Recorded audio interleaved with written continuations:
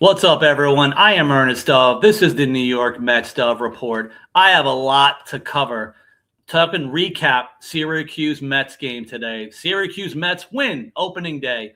First game of the season for anything for Mets farm system. They win 3-1. I want to give thoughts. I want to give a lot of highlights. You're going to see a lot of clips during this segment. I also want to end this segment talking about health updates, progress updates on some of the pitchers in the Mets farm system, including Christian Scott, Dylan Ross, and Nate Lavender. So please stay till the end. I'm going to try to run through this as quickly as I can, starting with our guy, Ronny Mauricio. Ronny Mauricio as a right-handed hitter against a top 10 prospect in the Red Sox organization. Big, tall, like 25-year-old lefty. Ronny Mauricio gets a single in the game. He also later in the game got on base, stole a base, and scored one of the 3 runs, having a pretty good overall game for Ronny Mauricio. Again, long season ahead, even in minor league terms, but obviously a good sign. Right-handed hitter got the hit today. Jonah Tong was in the game. I'm going to have a lot of highlights and clips on Jonah Tong. The first inning was a struggle. 33 pitch first inning. Lot of balls, pretty much even between strikes and ball throwing in the entire inning before he started to dominate later. One thing to do note, he did throw back-to-back cutters to end the second inning. I believe they were both ground outs. No strikeouts on the cutters, but he started throwing a little bit, getting good results in the second inning. Top of the third inning, Hayden Senger, who had a really good overall day at the plate and behind the plate as a catcher. He had this third inning single. He ended up with another hit later in the game, and he also threw out a batter, I believe, in the 5th inning, showing a lot of the positives with Hayden Senger, especially going with the pitch, even opposite field singles, perfectly fine. Really good overall solid day for the solid third-ish string backstop for the Mets. As we headed back to the third inning, this is the inning that Jonah Tong started throwing pretty much everything in his arsenal.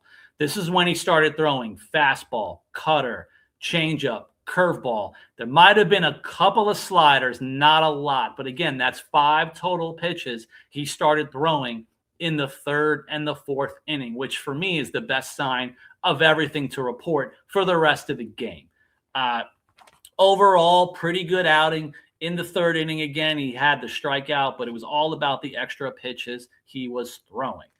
In the fourth inning, again, Ronny Mauricio did score, and he ended up also driving in thanks to Jose Rojas. Jose Rojas, the kind of older veteran AAA hitter, was the DH today for Syracuse, and he hit a home run, 2-run homer, giving the Syracuse Mets the lead that they ended up never losing. Back to the fourth inning. Again, third and fourth for Jonah Tong were fantastic. He had 2 strikeouts in the fourth.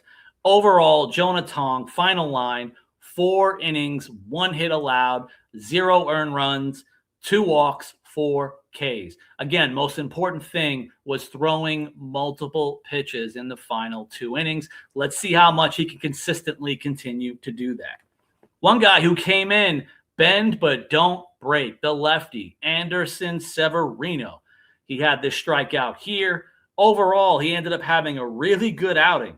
2 innings, but he had 2 hits and 2 walks. I believe they were 1 apiece in every inning. So in both innings, 2 men on base. They didn't score because he ended up with 4 overall strikeouts in his 2 innings. Anderson Severino had a filthy slider, I believe. He also was throwing 96 to 98. As a lefty, you'll take it. As we headed on later into the 6th inning, Nick Morabito had a 2-hit game, including a broken bat RBI single. Good overall game, obviously, for Nick Morabito. Ryan Clifford does Ryan Clifford things. He had a couple of strikeouts in the game. When he did make contact, Ryan Clifford, 105.7 mile per hour exit velocity, ripped opposite field single. This is what you're going to get from him. When he makes contact, it's hard. I believe he even struggled a little bit towards the end of the game defensively at first. Another one of the obvious things to watch out for, Ryan Clifford. Overall defense, his versatility, and the K rate. But when he makes contact, it's 100 plus. Overall, too, now heading back into the 7th, Hayden Singer again, and another one of his singles in the game. Nick Morabito with another single in the game. Those were their second hits. Both came in the 7th inning. Really good job by both guys. I believe they were the two in the lineup that had the multiple hit days for Syracuse today. Bottom of the 7th, one of the most interesting arms, an older guy in the Mets system who honestly, truly, dark horse, could have been a candidate to pitch and break camp in Queens.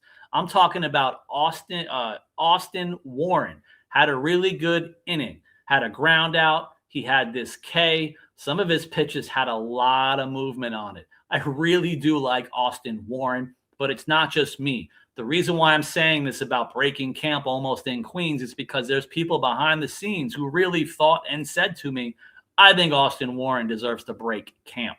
So with that in mind, I expect him one way or another over a 162-game season. He'll get into the games. Heading into the later games, Nick Birdie almost had absolute disaster. 2 walks and a bloop hit, bases loaded, no outs. He ended up coming back with some really filthy sliders. Got a K and 2 ground outs. The first of the 2 did lead to a run, but he really got out of it there really because of the slider. So possibly all year for the older guy as well. Keep an eye on Nick Birdie's slider. Then we headed to the 9th. It was a pretty quiet 9th inning, which is what you want for the save for the lefty, Joe Jakes. Had some good pitches. Overall, looked really solid. The other stuff I want to talk about at the end of this segment, I know you guys were asking about it. I got the updated information on Christian Scott, who did not break camp with the Syracuse Mets. But my understanding is Christian Scott is 100% healthy. Let's not be scared. My understanding, this is really of the structure, the innings count, building the arm strength. I do not have a time frame of when he will go to Syracuse, but at the moment, he remains at the complex to get things situated and structured before he does make his debut in Syracuse. The other guy is the reliever Dylan Ross, who I've been talking about during spring. I had some concerns about how cautious they've been with Dylan Ross. My understanding now, heading into this weekend, Dylan Ross is continuing back throwing live BPs. What does this mean? Hopefully it means it's going to be a short stint of what he's doing at the complex to get to Syracuse. I do not know of any major injuries, no surgeries. All I know is he's starting to throw through this weekend. Another guy, Nate Lavender, is also throwing more live BP. I've been talking to him since spring when he talked about kind of the delayed start he was going to have in spring. This is a guy, when he was pitching at the end of the year with Tampa, he had an additional minor surgery last September. So that's why things have been slowed. But starting in spring, he's already been fully healthy. So this is more of an arm strengthening, making sure he's good to go. So again, overall, all 3 guys, Christian Scott, Dylan Ross, Nate Lavender, I see all of them making their debut with the Syracuse Mets sometime soon. Thank you guys so much for watching, listening. Thank you for supporting me on X and on the New York Mets Dove Report. Please subscribe to the channel if you haven't. Tell everybody about it. I'm talking major leagues, but of course, I'm also giving you this type of minor league coverage. Thank you guys so much.